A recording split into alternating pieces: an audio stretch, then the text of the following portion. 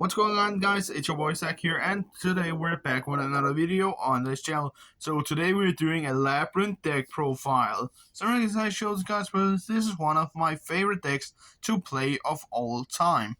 So without further ado, let's get straight on into this. So to get off, we're using 3 copies of Lady Labrynth of the Silver Castle. Lady Labrynth is a great free up, guys, especially because she has the effect that if a trap card or one of your Labrynth monsters effect, or one of your cards basically, activates this effect, you can special summon this monster from your hand in defense position.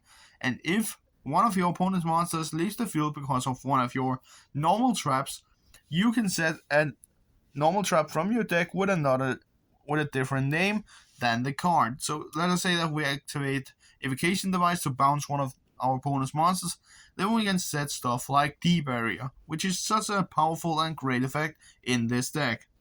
We then use 1 copy of Lovely Labrynth of the Silver Castle. Lovely Labrynth is great to 1-up, guys, especially because that she protects your face downs, but you really don't need more than 1 in this deck. And she also has the effect that if a monster leaves the field due to your normal trap effect or your opponent's monster leaves the field, you can destroy 1 random card that your opponent have in their hand or that they have on the field, which is such a great effect just to be able to pop some of our opponent's cards. We then use just 2 copies of Ariana the Labrynth Servant, which is such a great tool, guys, just to be able to activate her effect when she's summoned to search out any of your Labrynth cards that you won, which is such a great effect just to be able to get all our combo pieces into our hand. And she also has the effect that when a monster your opponent controls leaves the field due to one of your normal traps, you can either set a spell trap from your hand face down to your field, or you can special summon a fiend monster from your hand, which is such a great effect just to be able to continue our combos by setting our traps. We then use for our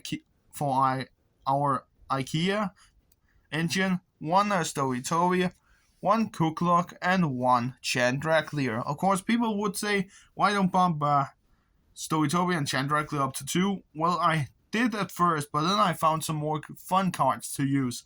But basically, these 2 cards right here, guys, have the same effect that you can send them to the graveyard and discard 1 card to set one of your Labrynth spell traps to your field, which is such a great effect just to be able to get your cards on the field in turn 1. If you don't start out with them, that is. And Google have the effect that when this monster is in the graveyard and you activate a normal trap that basically removes one of your opponent's monsters from the field, you can add this monster from your graveyard back to your hand, which is such a great effect just to be able to use this first effect to be able to activate a normal trap card the turn it was set, which is such a great effect, guys, just to be able to activate the trap cards that you need in some situations. We then use 1 copy of Wanna Be. Wanna Be is just a great 1-up, guys. If I had to, I would definitely play them, because this monster have the effect that during the end phase, you can either send this monster from your field or hand to the graveyard to be able to activate the same number of cards from your main deck up to the same amount of unused spell or trap cards zone that your opponent controls, which is such a great effect just if they don't have any cards in their spell trap card zone, just to be able to excavate 5 cards and set 1 excavated normal trap to your field, which is such a great and powerful effect to get the very cards we need.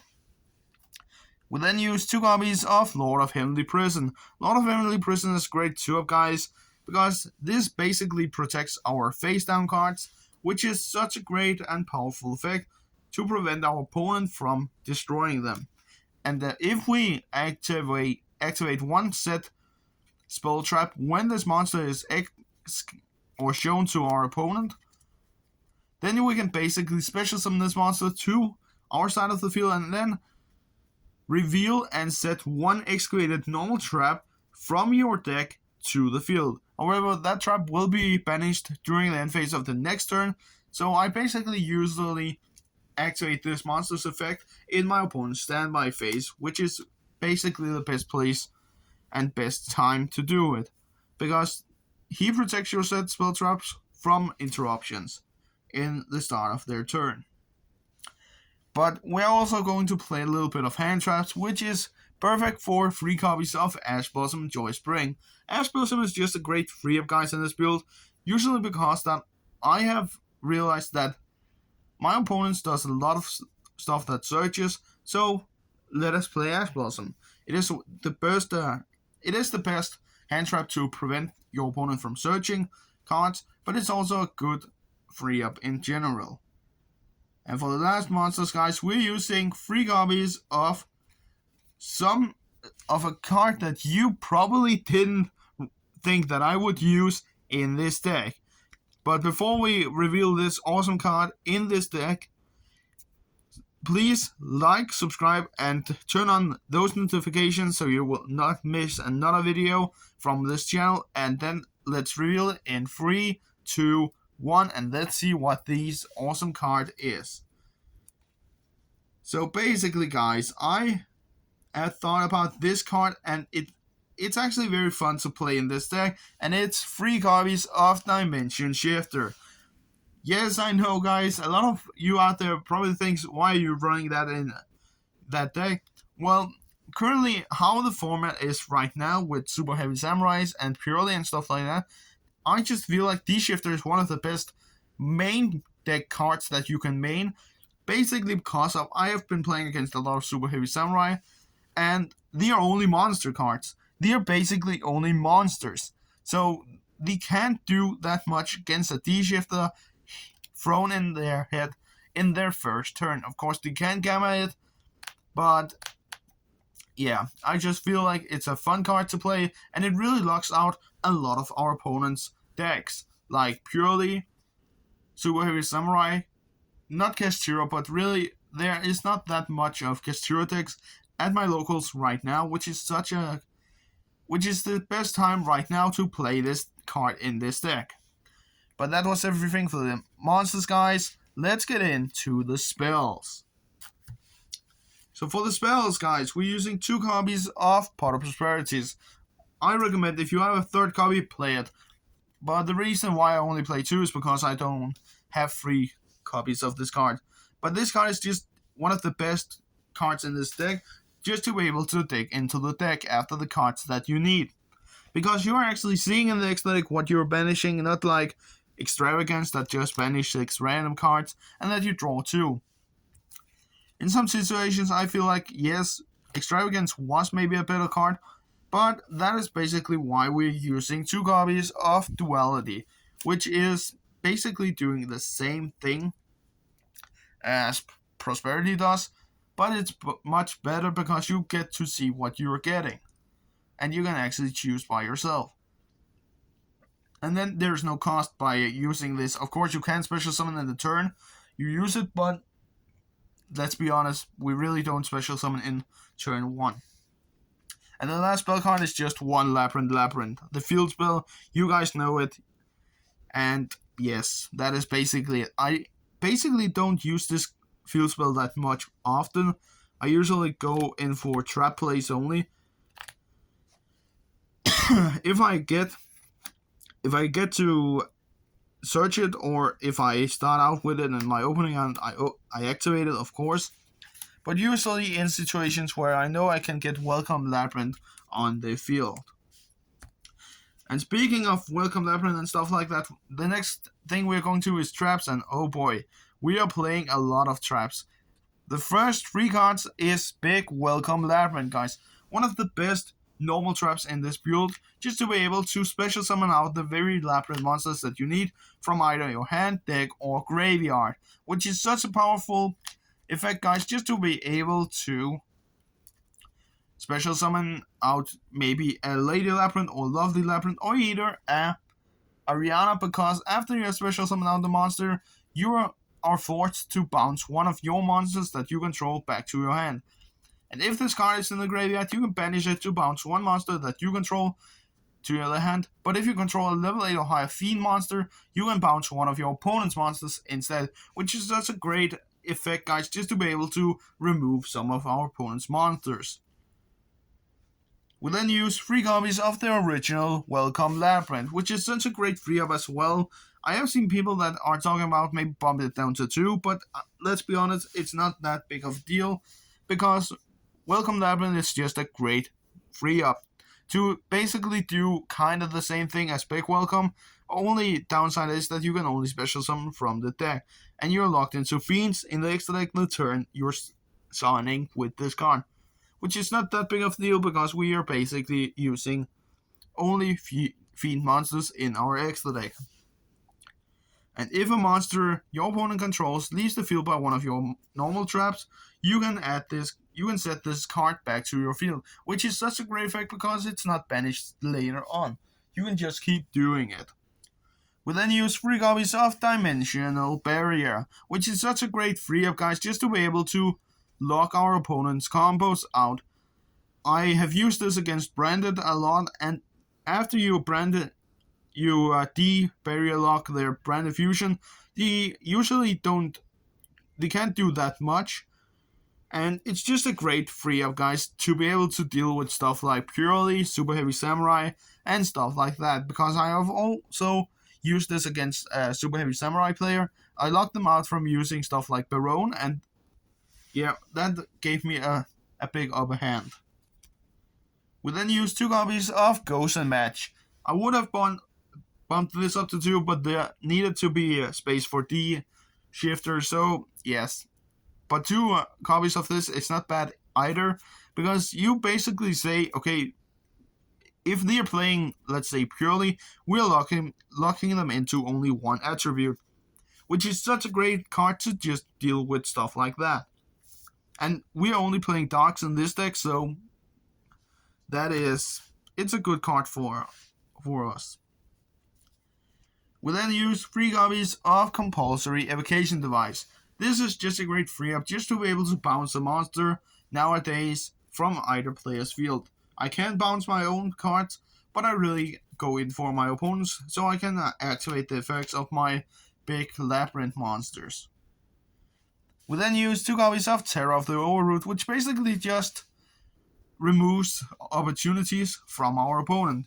Again, I remember I used this at one point against a Mathematic player, and it just worked out really well because I removed his Circular from his field and set Silent Mining to his field instead, which was such a great combo because he basically scooped after that because I destroyed his combos. But Terrors of the Overworld is just a great 2-up, guys, just to be able to swap monsters or cards that your opponent controls. We then use just 2 copies of Dogmatic Punishment. Again, same reason as Ghost Match. There needed to be space for D-Shifter. And a lot of people might argue in the comments that just play free and free. I might do in the future, but right now I'm just using free D-Shifter. I could also remove Ash Blossom, but right now it's fine. But Punishment basically says that you can destroy a monster that your opponent controls by sending a monster from your extra deck to the graveyard to be able to pump it if the stats are the same or lower, which is such a great effect to just be able to deal with stronger monsters.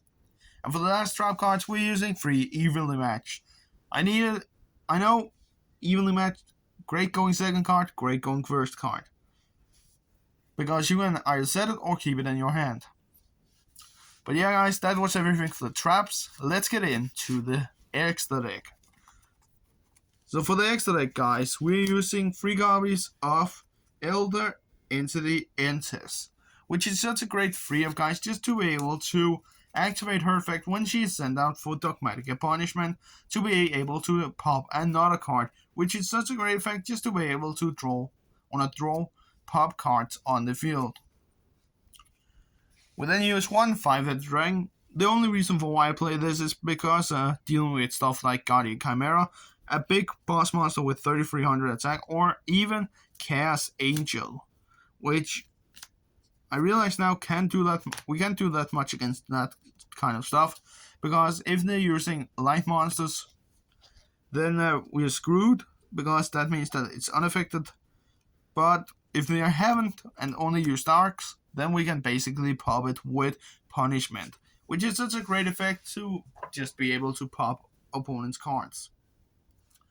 We then use 2 copies of Nightmare Phoenix to be able to pop spell traps, 2 copies of Nightmare Unicorn to be able to bounce monsters back to the deck, or actually it's named Spin Monsters, and 2 copies of Cerberus to be able to pop monsters in the monster zone. We then use 1 copy of Muckraker from the Underworld to be able to special summon Fiend monsters back from the graveyard, 1 Unchained Abomination to be able to pop cards on the field, 2 copies of Wind Pegasus Attic Neuther to be able to spin cards into our opponent's card, or not card, into our opponent's deck. And the last card is 1 Mirroric Aggregator. I can't pronounce this, and I'm sorry because it got a little bit darker. The sun is about to go down. But basically, this card is a good 1-up as well, just like all the other cards, a 2-up and 1-up, because you can negate effects on a monster when it's sent to the graveyard. So, out from all of this, all fusions are punishment targets. This Xyz is punishment target, and this Synchro is punishment target. So, overall, we have 7 targets for Dogmatic punishment, which is such a great number just to be able to have different ways to go into after you have activated Pot of Prosperities to be able to banish 6 of them. But yeah, guys, that was everything for this video. I hope you enjoyed, and hopefully I will make a test hand and combo video on this deck profile, because it's such a fun deck to be able to play. But let me know down in the comments, what deck should I try to build next? I'm already building 1 new deck, and I can't wait to finish it. But yeah, guys, we'll see each other next time. Peace out.